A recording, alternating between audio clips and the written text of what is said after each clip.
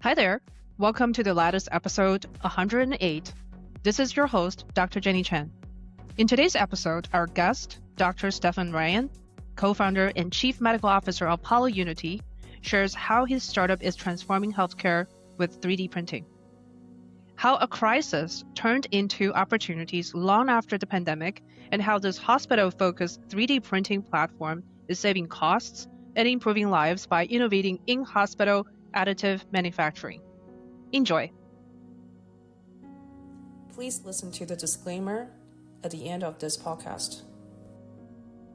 Hello. Good morning. Dr. Ryan, good to have you on the pod today. Very quick intro. Dr. Stephen Ryan is the co-founder and chief medical officer for PolyUnity, an incredible startup in Canada. And Stephen, why don't you tell us what is PolyUnity? This is a very long story, Jenny, but I will give you the short version.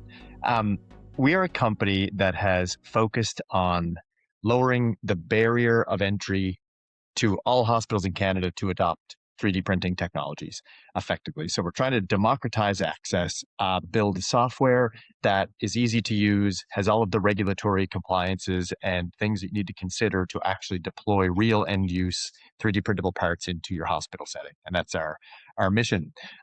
If I want to do the very short version, at the end of the day, we want to teleport medical equipment. Yes. I would say that's a very high level explanation what PolyUnity is.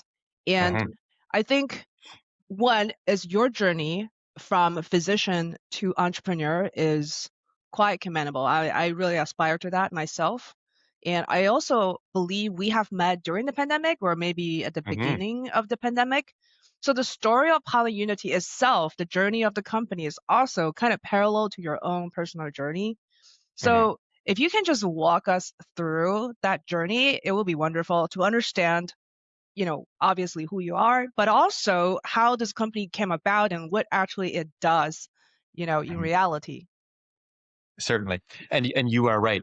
We bounced off each other, I believe, during the pandemic and then shortly afterwards when we started to get a little more traction and presence in the Canadian marketplace. I think we touched base really, really early days, but that's now, believe it or not, almost 6 years ago. So we have a lot to catch up about.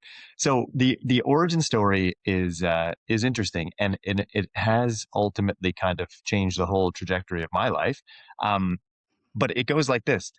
When I was in medical school, I was told I had to do a research project, and I didn't really want to do anybody else's research project. I wanted to get creative and make something that was impactful and meaningful to me. And I really got interested in the technology space within healthcare and medicine. And that was back in 2014. So if you remember, one of the coolest stories of the time was NASA 3D printing a part on the International Space Station. So I see this and light bulbs go off and I go, that's teleporting, right? They had nothing and then they asked for something and then sent an email and boom, you have a part up in space to fix a problem. When I was doing rotations through rural Newfoundland and Labrador, I would go out to different remote and rural hospitals. And things looked different, right? Like the equipment was older and like, let's just say replacement parts weren't maybe readily available or new equipment wasn't readily available. And what I think I was observing at the time was supply chain, right? And I didn't know that term, but I just knew things looked different. And this was just the end of the supply chain. So the moment of realization was if NASA can do this in space, why can't we do it out? Like just to the periphery, out to these remote sites. And I think that's where the genesis of this whole thing came from, was just getting obsessed over the concept of sending medical equipment to where it had to go at the point of consumption, right? I'll fast forward a little bit now, which was that took root as a research project in the university, but ultimately we spun it out then into what PolyUnity is today. And the timing was very interesting because when we did that, within a calendar year, the pandemic happened. So we had built a small functional print farm, had some concepts of how we wanted to approach this and build our startup. But we had a real-time, real-world use case fall in our laps, which was we had to weaponize this manufacturing unit that we had built to live respond to needs of our province. And then all of the pieces started coming together. You needed a manufacturing site, you needed software to manage the whole thing. How do people place orders? How do people validate the part? How do they pay for the part? And this is where all the complexities and nuances of the platform we've built now came from. So we did an amazing job of responding to the needs of our province back in the pandemic, and really set the stage for us to be able to then push across Canada and replicate that style of project over and over and over again until now we're fulfilling orders and parts off of using additive manufacturing technology all the way from St. John's, Newfoundland on the East Coast to BC on the West Coast. And so that's the longer Yeah, that's version a of the story. fantastic, Yeah. yeah, Yeah. fantastic summary. You know, for people, okay, I agree. The supply chain term, I had no idea what that was until the Mhm. pandemic. Then everybody's talking about supply chain. And it seems like the problem that you're trying to solve, though, was even before. It Mhm. existed before the pandemic. It kind of exacerbated during the pandemic. I say it shined a really ugly flashlight on things that were already wrong, right? That's what the Right. pandemic did. Yeah. Yeah. So want to just define the problem, because when you were in those rural town that you were rotating through, what equipment were missing? Because I'm, why can't you just Amazon it? Mhm. Well, this brings into question a bigger issue, which is that of procurement, right? And you can't just buy things off of Amazon and put it into hospitals. This is where like vendorship and suppliers and vetted organizations and trusted vendors, all of these concepts are in place on purpose to kind of, have a safety net around medical equipment.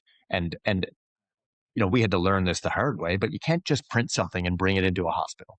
It doesn't Hmm. work that way. No, very similarly to you can't just order something on Amazon and bring it into a hospital. There's due process that sits underneath all of that makes all of this possible in the first place. So, the very easy examples, I mean, I would observe would just be like, cracked plates or assemblies or just like worn out armrests on cancer treatment beds or like Hmm. insert thing here. It would just all be patched up.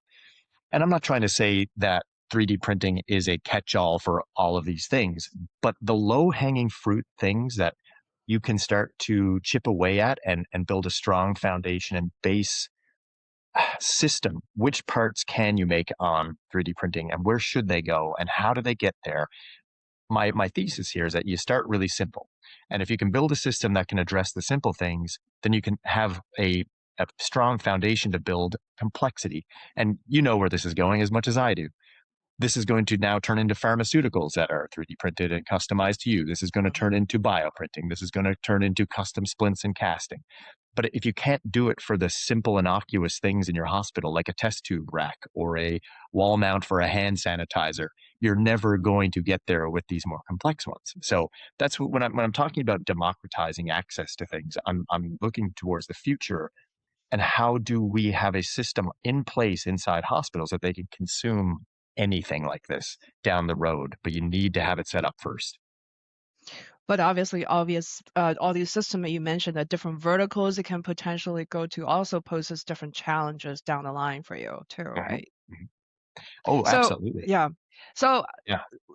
does this started as a movement or project that's funded by the government and then eventually evolve into a company? Or how does become now formalized into PolyUnity, which is actually are you guys venture backed now, or is it still No, mostly no, private? it's very much bootstrapped. Yep. Wow, that's amazing. That is Believe it, amazing. believe it or not, believe it or not. And I think that that's a whole other conversation about the appetite for venture capital to get into the med tech space in Canada. It's just very difficult. Um, but that's a whole other kettle of fish. This started as a research project. So it was MunMed 3D. Memorial University was where I did schooling, and my two co-founders and I started that research initiative purely as an educational thing. It was we knew that 3D printing wasn't universally understood. People didn't know what it could do, what the vision of it was going to be. So you had to almost desensitize an entire market before you commercialized into it. You had to explain what this was, what the potential value to the system was going to be, et cetera. And the easiest way to do that was, yeah, it was a government funded bit of cash we got, deployed a state-of-the-art 3D printing facility, and it serviced our med school. It serviced our local kind of like medical community. But really quickly, then when again this pandemic hit and we commercialized, our ecosystem around us understood it. They knew it. It wasn't this new concept anymore. We had been running this thing for a couple of years, so it was already top of mind. They knew what a machine was. They knew what the materials were. They knew what the application types could be. So it wasn't this starting from zero education process when we started to build the company.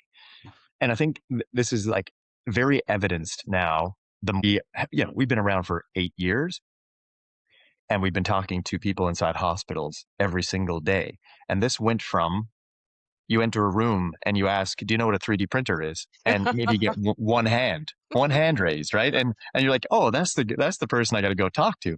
Now we go into rooms and you say, "Does anybody know what a 3D printer is?" Everybody's hand shoots up, and not just that, they say, "Oh yeah, my kid has one in the basement," or "Oh yeah, I have one in my hospital," or "I've seen one down the hall." And I think this just like is a cool indicator of ecosystem maturity.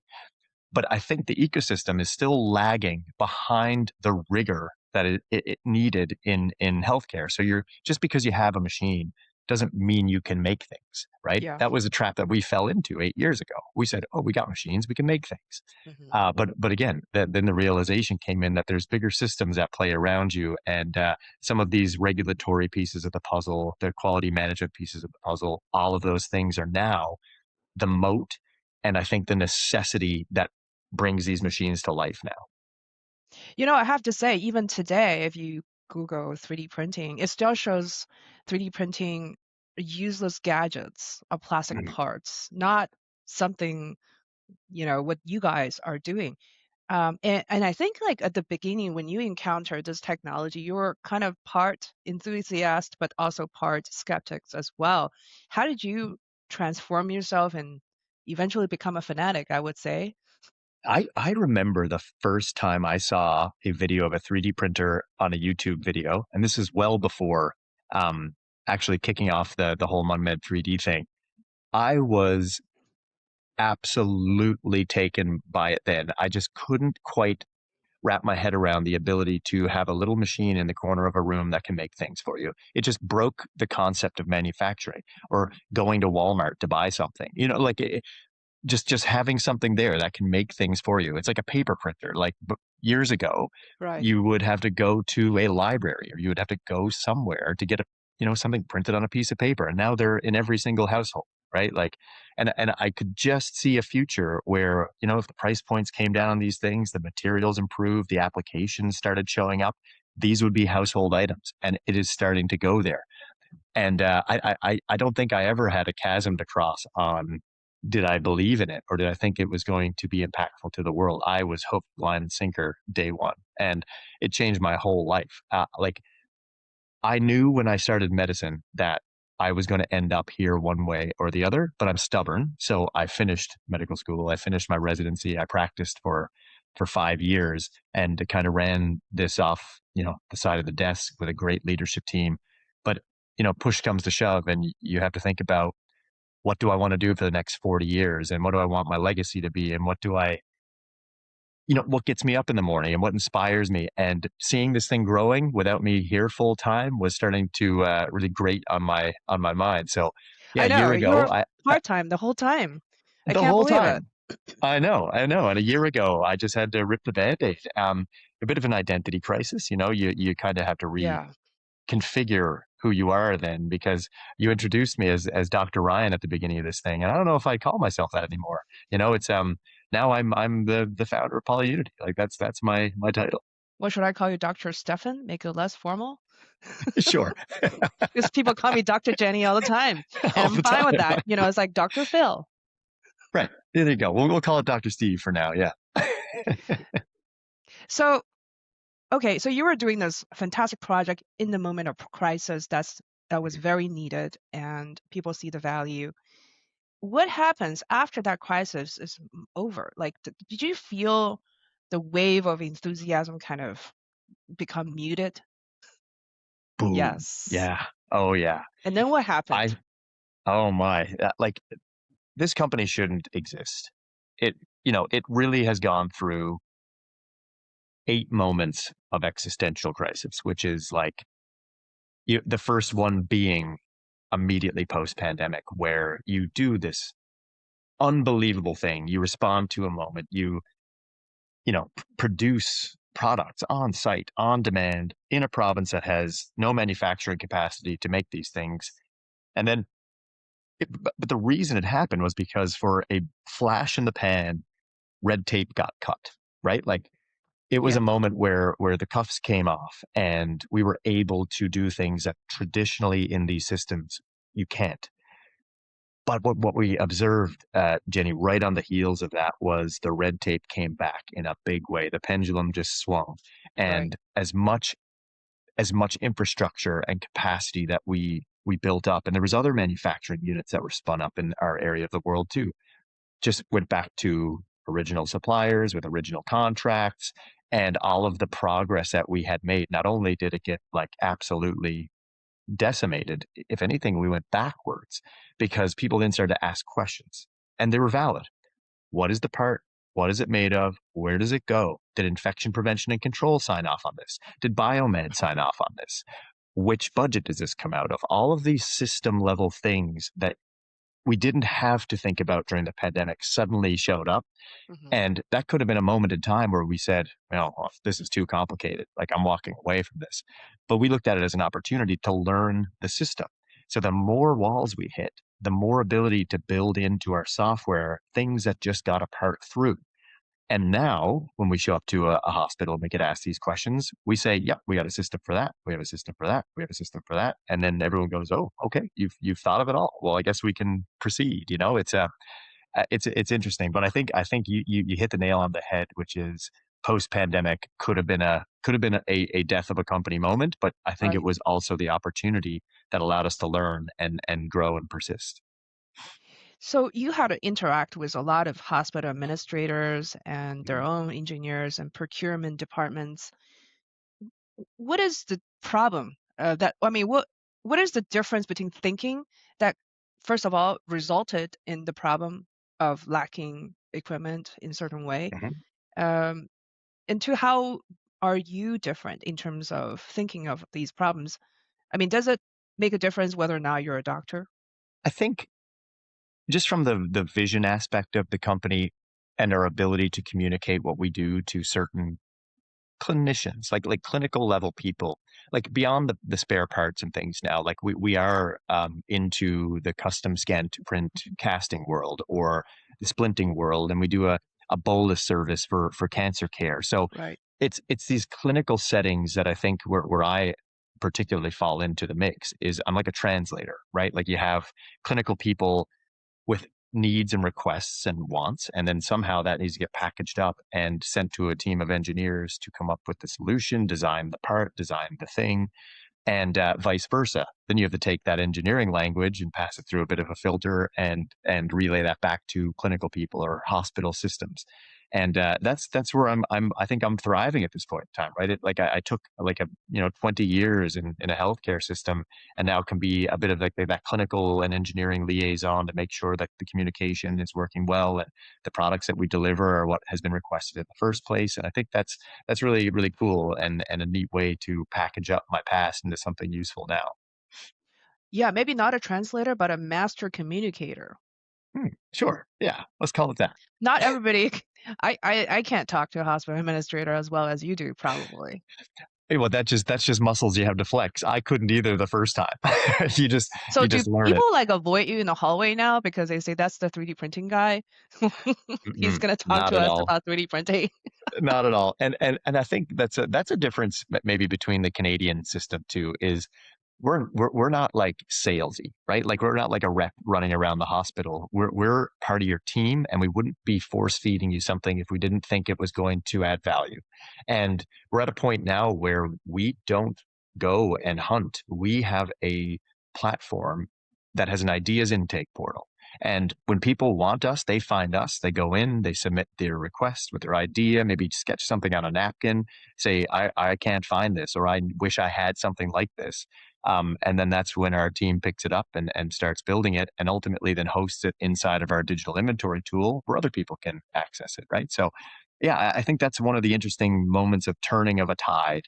When you're in a startup, I think the first, 10 years or 5 years, especially in medtech, can feel like you're just, pounding sand and running against walls. And that one moment when somebody comes to you, and then that is a repeatable thing, that's like, okay, it's catching on. You know what we do. You came to us with the right idea, with the right concept, and know that we can make that with our machines. Brilliant. Like if that means that the education has caught up to the application and the people know what we do, whew, now we're talking, right? And Yeah. that's only in the last couple of years has this kind of started to happen. One thing I really love about working with Pitch 3D, the program that we have with startup, is I am able to interact with startups all over the world. And Mm. before meeting you, Steph, I had no idea where Newfoundland Labrador is. Labrador is a breed of dog, The edge of as the far as world. I know. Yep. Didn't know it was actually a part of Canada. Also Mhm. didn't know what Nova Scotia, is that right? Nova Scotia. Scotia. Nova Scotia. Scotia. Yeah. No idea. It sounds so foreign. And so I thought it was like somewhere, in Eastern Europe or something like that. Mhm.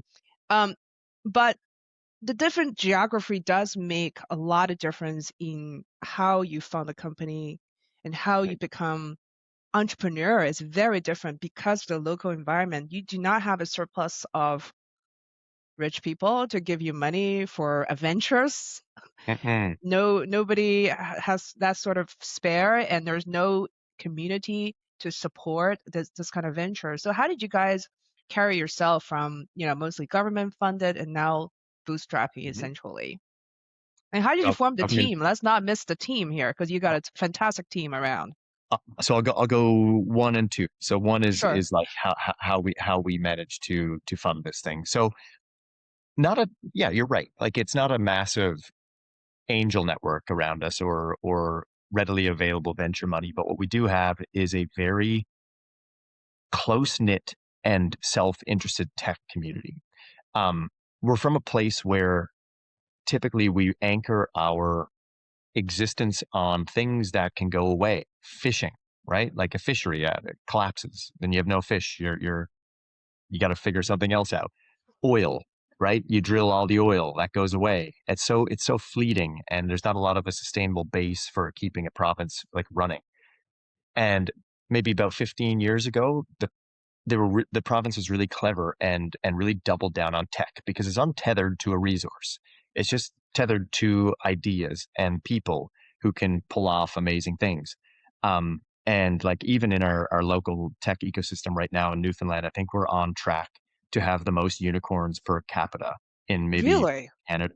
In Canada, yeah. Wow. And it's ridiculous, but again, I think it's a side effect of just being small enough that everybody knows everybody. We share war stories about our sales cycles and our pathways through different markets. And there's a lot of support, but also the government side of things gives a lot of funding runways to you. And because we're small, they can afford to do so, right? Like, and we can kind of get a good runway and a good base out of government programs. So that's how we did it for a long time. But then obviously that only goes so far, and then you have to start actually revenue generating. We picked maybe the hardest thing in the world to do, which is try to sell to Canadian public healthcare system. But it's slowly starting to work. But you have sales cycles and procurement times of 2 to 3 years from first contact to any money. So now we're at the point where we're starting to stack some of these in a pipeline, and it's starting to kind of decouple right from our revenue baselines, which is really exciting. But it's only now after 8 years where this is starting to happen. So we had to get very creative and be very frugal. If we had unlimited money, I would have the fanciest machines in the world. I would have, I know, 100 people on staff. But I think accidentally, by doing it small and bootstrapped, we actually found the right path forward, because I think you can take a lot of capital and overshoot what the market actually is looking for. And I think that can create a product that is mismatched to the needs of a system. and then you risk it not working and collapsing, and you've just spent, $10 million or something. Where we were able to literally just build a little piece, deploy it with a close client, with a close relationship. That's all we had the time, the resources, and the energy to do. Perfected it. Add the next thing, bring that to the next client. It was so small and iterative and purposeful and strategic that I think at the end of the day, we built something that is robust and didn't take the venture money. Took a little bit of time, but I think we have a product that is matched to the market now, which is really, really cool. Yeah. I think what you're talking about is capital efficiency. Sure. I'm not saying venture-backed startups are not capital efficient, but in certain cycle, you could have a surplus of capital and not generating the kind of result, or like you said, it overshoots the hmm kind of expectation, but it was not well received by the market. hmm So, I mean, it just sounds like a try and error process, though, throughout these 8 years to tinkering and see what works in a very capital efficient way. And how did you find your team to able to suffer with you? Let's just say that along the journey. That's a great term, actually. How did you And trick them into this? I didn't trick anybody. It was amazing. I think what happened here again was a pandemic catalyzed moment, which was, I don't know, like think about the psychology of an event like that. And what happens is people, you question everything. You're like, the whole world shut down. What am I? What do I want to do next? Because like everything's fleeting, everything's fragile. What do I want to commit to? And just during the turbulence of the pandemic, we just managed to start interacting with local heroes, right? Because they were also solving the manufacturing parts of the puzzle. They were integrated into relief efforts, and we were too. So you're just in this melting pot of really amazing professional people. And we were just lucky enough that two of our current CEO and president, they had just exited a company and were looking for the next thing effectively, and were kind of giving their time to the pandemic relief, and bounced off us and started asking a few more questions like, what's the vision of this thing? Like, what do you actually want to achieve with this? And I think where it was in healthcare, it had a good social cause.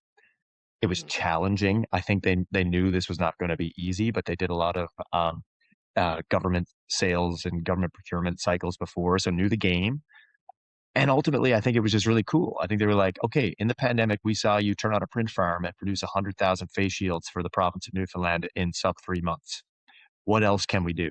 And I think that's all it took, was just like a cool moment in time to see what this could be. Luckily, they had exited, so we're kind of free agents and had experience to know how to take something from a startup to enterprise. And here we are, 4 or 5 years later with this team. And just given their experience, we're able to kind of nucleate and find the right people for the right job in a startup kind of setting. So now our development team is small, nimble, AI enabled, super, super efficient. Our engineering and design team all operate under quality controls, QMS systems, like really tidy. And then the three of us now are on like the business development side with two sales and marketing people. Like that's all of PolyUnity. And I think what we're able to achieve with a really aligned, hyper focused, passionate group of people, it's just making some magic. Yeah, it does sound like it's magic, and also important the ups and downs that you guys have to experience and still stick together.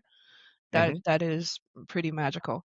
Now, I always felt like you sat on just a tons of ideas because PolyUnity basically collect ideas and try to convert it into a 3D printable parts or devices.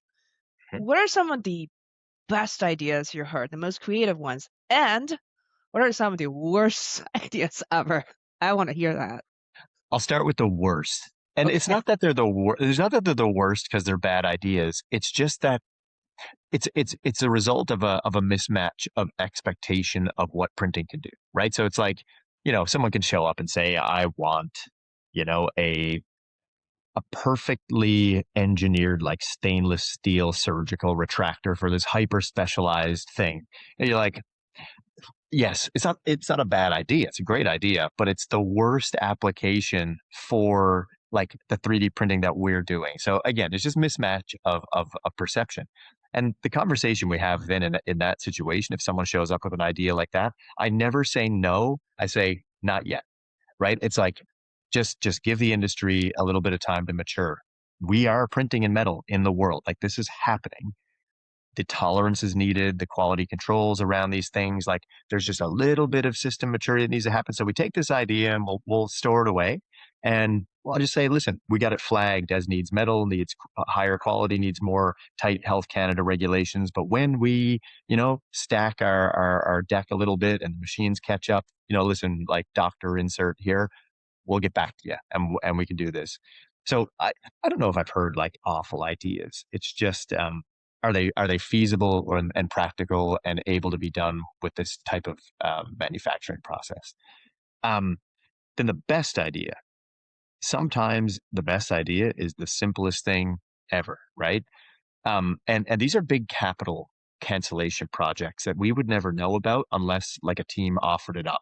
And what I mean by a capital cancellation is that you had a massive project your hospital was going to have to undertake because of a safety issue or a legacy part failure or something, and you're going to have to replace, $1 million worth of equipment, and you can solve that with one piece of plastic or something, like, and that might cost you $5,000 to cancel $1 million project.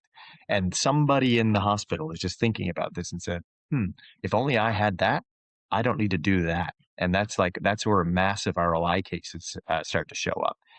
And like a very, very simple version of this would be like, well, I'll give you two examples. Um, there was a patient safety issue in a hospital here where there was a loop on a psych ward blind system. A loop, you can thread something through, safety issue, right? Because patient protectivity, you get a bed sheet through it, you can read through the lines. To Yeah. replace the entire blind system of this psych ward was projected to be about $750,000.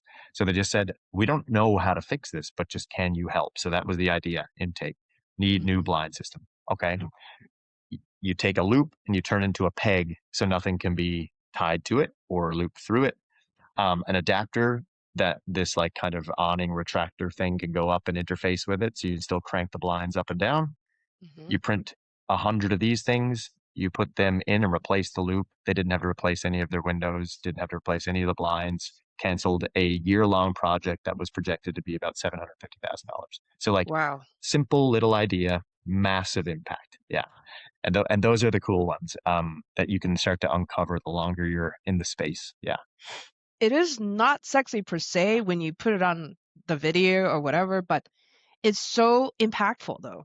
hmm I mean, just imagine the millions of dollars of procurement the hospitals have to spend, and now instead that money can go to the patient care instead. hmm Yeah, that is And pretty what's another amazing. another interesting one? This is a project we did with Nova Scotia, and they wanted to deploy a new monitoring system for their emerge departments. So they sourced these like telemetry units that would like print. You could see on a small device like heart readings, O2 sats, basic things like this. And their way of implementing it was to put a little probe or like a finger sensor on people in the waiting room at the emerge. And then inside the emerge, would have these screens that they could monitor maybe riskier patients if they were still out in the waiting room to see if there's any changes in heart rhythms or rates or anything that they might need to pull them in.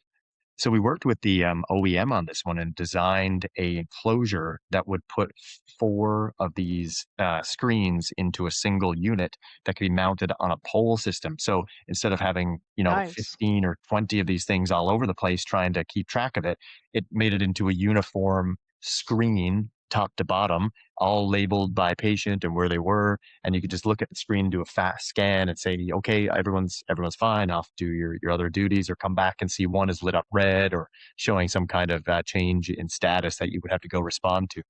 And that was a project then that, because they were rolling this out, needed these units that we built to centralize all of these screen types and scaled that across most of the emerges in Nova Scotia, right? So like just little wins like that, they start to stack and can show you exactly what this technology can do when you apply it the right way. Yeah, these are great examples showing that you guys are kind of the manufacturer brains of hospital systems, which usually it didn't exist. It never existed. Hospital, I mean, hospital still is not acting as manufacturer per se in this case. Mhm. You guys are, and they also got the design power from you guys as well. It's like a Now, tool in the toolkit, right? Is it yeah, you're a tool in like the biomeds toolkit? right. Yeah.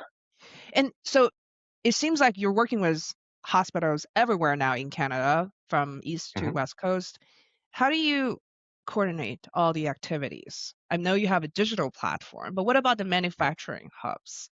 Right now, the majority of manufacturing itself happens in our headquarters. So like we do the majority of the work here. We have one auxiliary site in a hospital in Ottawa that does some low volume on-site production if needed. Hmm. And right now are in the process of deploying machines into a hospital out in BC. So this will be the beginnings of this distributed manufacturing network from coast to coast. So, and actually, there's a few more machines in another province of New Brunswick. So, if you think about that, suddenly what happened was you have one centralized production center. We had to do that for a period of time until you could prove out that you could kind of run remote printing. But then New Brunswick quickly came online, Ontario quickly came online, now BC. And what we're going to start to do in the future, Jenny, is remember, I bring this all the way back to the beginning of our conversation, is we want to teleport. I don't want the hospital to worry about the machines or the materials or the quality systems around it. I want to have all of that managed in the back end of our system so I can just push a print where it needs to go on site, have, cameras that are monitoring quality, temperature, assessments, maybe having a cross reference to the actual CAD file for dimension quality. And this would be like a born qualified part. And I think that's where this gets really cool then, because then it's a hands off thing for your client. Is simply, I need that order, and you walk down the hall and it's there on the machine, right? Like that's the perfect end state of this. Hmm. But there's a few bridges we have to cross to make all that functional. But I think we have the framework already kind of visualized, and we have the key players across the country now where we can start to bridge this gap of us making things to you making things, or us making things for you, but just on site. Yeah, I mean, this reminds me of many, many years. This is not a plug. I'm not asking people to buy this book. I wrote a book a long time ago. Uh-huh. It's from ideal to implementation, talking about creating a 3D printing center in a hospital.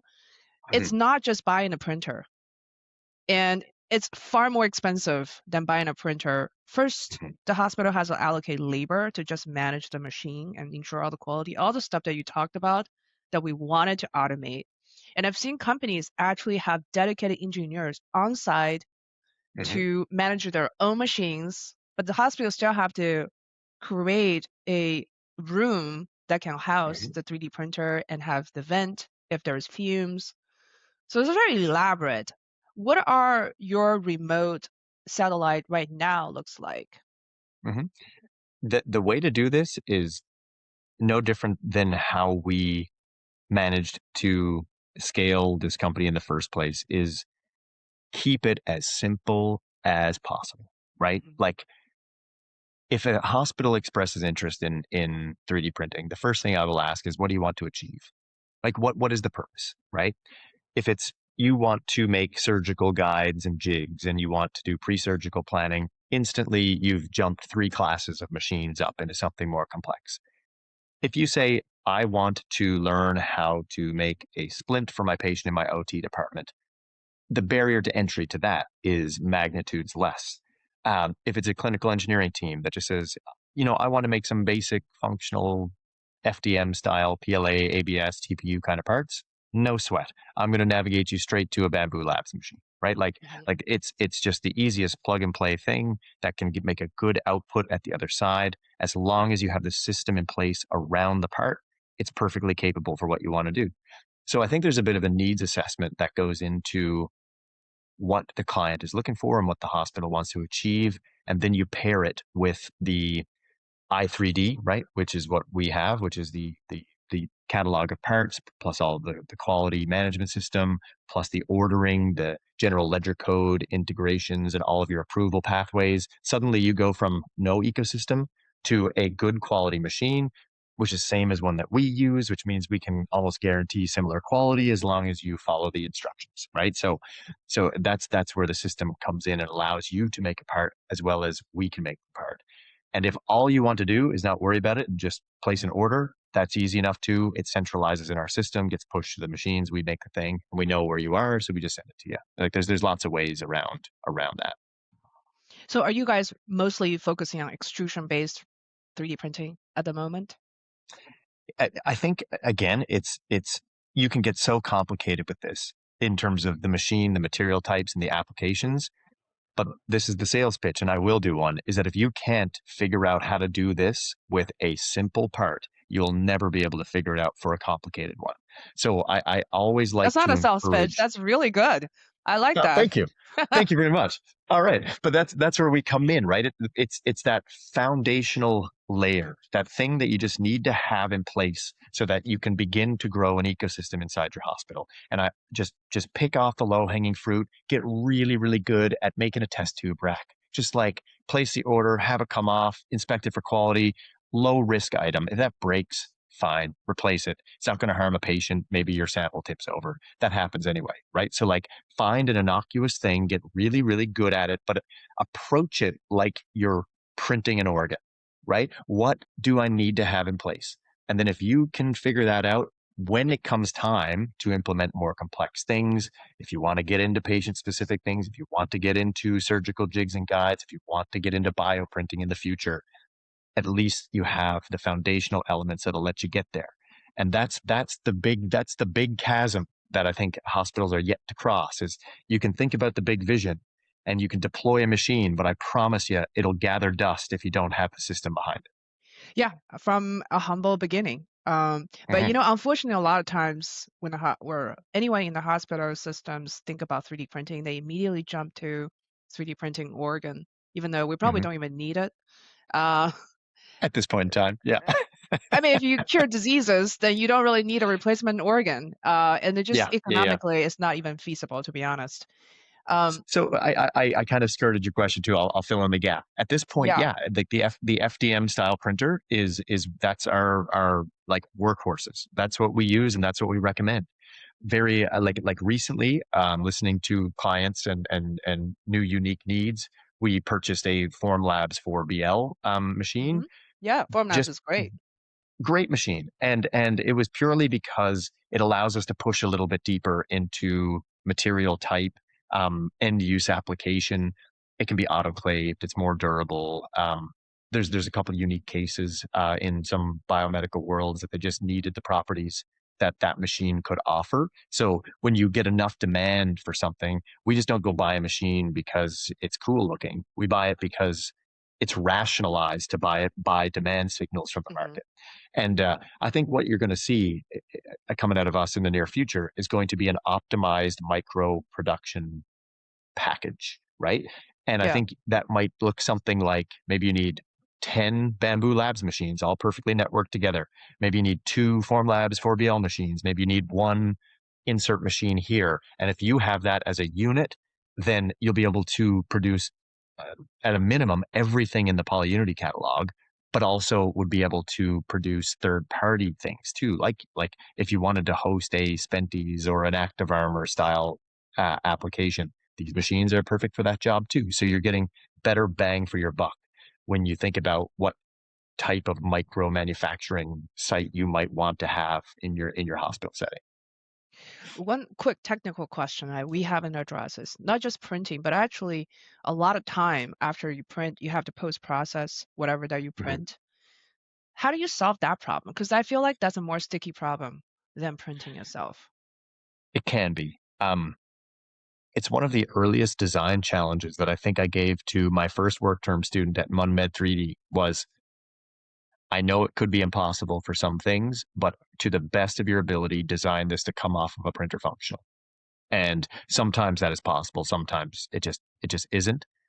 But if you set out on a design journey for a part, you understand the physical limitations and the way that something has to be made on a 3D printer, you can get pretty darn close to having it come off functional. And if that's just breaking off one piece of support equipment, cool. But most of the things that we make, ideally, you just take it off the print bed Don't need and it's post good to go. process. Yeah. The funny But thing again, is, yeah, that's maybe 10%. There's just no getting around it. the funny thing is that there are a lot of innovations, believe it or not, in 3D printing, the new 3D printing process, and you see new kind of printer comes out, regularly. But Hmm. post-processing technology is actually quite lacking in terms of innovation. It's just something that I found during my research.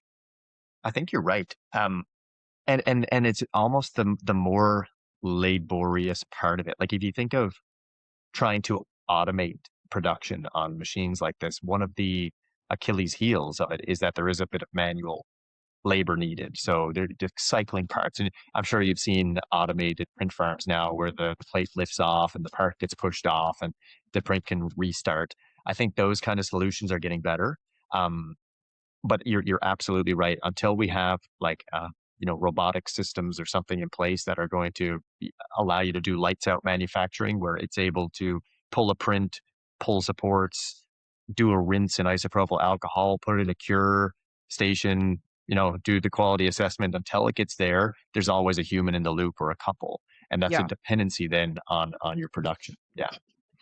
I'm actually going to have coffee with a dental 3D printing company soon, and they claim Hmm. they can do all these steps actually automatically. Cool. I'll let you know. I'll Very keep you cool. posted on that. So Please do. let's talk about scale because that's where you Mhm. guys are right now. How far have you penetrated the Canadian market, and how far? Because it seems like you guys pretty much are everywhere. How far can you do in Canada? Can you grow? Oh, I think having presence in a hospital doesn't represent the capture because what we do has applicability to every department. So you almost have to think about it like, sure, there's only like, X amount of provinces in Canada. You get 12 contracts. Is that game over? Yeah. No. If you there's inside of a province is X amount of hospitals. Inside of those hospitals are X amount of departments, and where we do have applicability to every single department in some way, we pride ourselves in designing a solution everywhere from a janitor all the way up to a surgeon or whatever. And I think what happens is we land and expand. So right now we have a few key wedges. One being clinical engineering. You land there, or you do a few high ROI jobs for them, they love it. You Hmm. implement a little bit more, you get sticky. Then the lab services department shows up to biomed and they say, how'd you make that thing? Oh, we work at PolyUnity. Boom, lab services shows up. Can you make me a lab rack that does this? Can you design something that does that? Then you've kind of ballooned in another department. Then OT catches wind that you've made something for lab services, and they go, "Can you make scan to print like splints and casts?" Oh yeah, absolutely. Blubble. Then you get OT inside the bubble. So I think these are like some of our core wedges would be lab services, cancer care, clinical engineering facilities, and OT. And we've kind of sporadically captured one of these departments in all these provinces, but not all of them in all of these provinces. So we have our work cut out for us where we just have to take the footprint that we have already and the traction we have with this department and then scale it up so that it's a full kind of enterprise level thing for that hospital to consume and use. So lots of room to grow yet. We're doing this in like small digestible projects with very targeted departments across the country, but we have all the rest of the departments in each of these hospitals that we're playing with to get inside the umbrella of I3D. Just curious, how many projects do you have right now in front of you that you need to figure out? Address one of the one of the coolest ones is it is out in BC, and like I said, this is going to be the first version of, at least in my mind, is the teleporting medical equipment. So we're outfitting an occupational therapy department with a printer, all the resources they would need to pull this off, which is a scanner and all the filament, all the materials, the workflows, software package, and it'll look like this. They scan a limb, comes to us, we process the file, we send it back through our software, and they put it on the machine and print it. So at the end of the day, I want that to be more seamless and have the machine just light up the second we push it to the machine and it'll fabricate. Um, but that's one that's on the horizon that's really exciting because I think that's a nice package. That's something that if we pull off well, we can take that to any OT team now across the country that we haven't already interacted with and say, hey, do you want this as a cool package or an app, right? In our app store will be this scan to print process. So that's one big one. And all the rest of these ones, the projects are done. We've done commercialization projects, pilots, these kind of things. We're not calling them those anymore. Anything we do now is early client engagement, early client interactions. The system's proven, it works. We know it does. We have the data. We've crossed that bridge from pilot project, and now we're a company that's on a push. Um, and I think all of the interactions we have now that are new, it's just figuring out what the needs assessment is, what they want, and how to deploy it. And that's just our bread and butter at this point in time. Everybody else that we have under contract or as a client, this is just a constant re-engagement. And that's one of the most important things about I think doing business in healthcare is the trust thing. So we don't set you up and forget about you. There is constant effort in client success and follow up and new feature development for you and make sure it gets easier and better and faster and stronger so that like we keep you there and keep you engaged and you can see the benefits of the system and the technology. I'm really, I would just say, envious of your position to be able to constantly engage with these different hospital systems and solve their problems. I can see why, yeah, there will be a moment of identity crisis to try to Hmm. transition from physician to entrepreneur, because I do believe in a way that you're making a much bigger impact. You're affecting much more on a larger scale of people's lives that they didn't even know about. There's not going to be a thank you after that Yeah, fixed line. Um, Absolutely. yeah, But not from some people, but then others will. Like I like that interaction with that facilities and clinical engineering team. When we delivered that product to them, it was like a collective sigh of relief. They were like, "Oh my yeah. goodness, thank you so much! Like this will save us so much problem and cost and headache down the road." So you get thanks from the right people, but I don't know. It's more of a philosophical question about identity crisis and ending up in a position like this. And if I really reflect back on it, Jenny, it's like you imagine what medicine is going to be like when you're striving to get into it, and then sometimes, like anything in life, like it's just not what you thought it was going to be. And I don't know what I thought it was going to be, but it just I felt like I was built for something a bit different, medicine adjacent, but still in healthcare. And I don't know. I think I just found my home now. Like I relative to me a year ago, I'm a much happier camper. And I do feel like what I'm doing is impacting the healthcare system. I love being able to be that bridge between clinics and engineering. I've learned new skill sets that I never would have before if I was just in a general family medicine clinic for the rest of my life. And I don't know. I could eat my words, if all this falls apart and I'm off trying to find another thing to do or whatever. But I think you got to follow your gut sometimes too. And even from the day I started medicine, I knew I was going to end up here one way or the other. Yeah, that's very sincere and very well Yeah. said. I am torn actually between my own work with 3D Hills and my clinical job all the time. Is Mhm. which should I dedicate more time to? And I hope that we can have another conversation maybe down the line, have another podcast, talk about all the medical applications. Could be Mhm. a good follow-up episode to talk about when you're there, and maybe even expanding into different verticals of Laterals. applications. Yeah. Yeah. Absolutely. And we are reaching the end of this hour. I hope this hour could be longer, but unfortunately we are reaching the end. Do you have any closing remarks for the next physician founder Hmm. as a future generation of Stefan?